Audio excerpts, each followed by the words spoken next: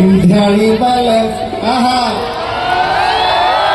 ये शब्द ही नहीं शब्द है जे शब्द का उच्चारण मात्र से एक सियाहत पैदा होने दिमाग में ध्यान मतलब बिहारिता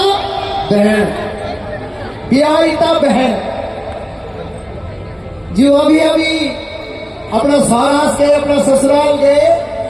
और अपना वस्त्र विन्यास का वास्ता अपना मेहता का हौजी महोदय अपनी घाघरी अपनी आंगली अपनी टालखी मेहते हौजी में ये पर आधारित थी गीत और वे दौरान वे कोई एक अंग्रेज दोस्त हो दो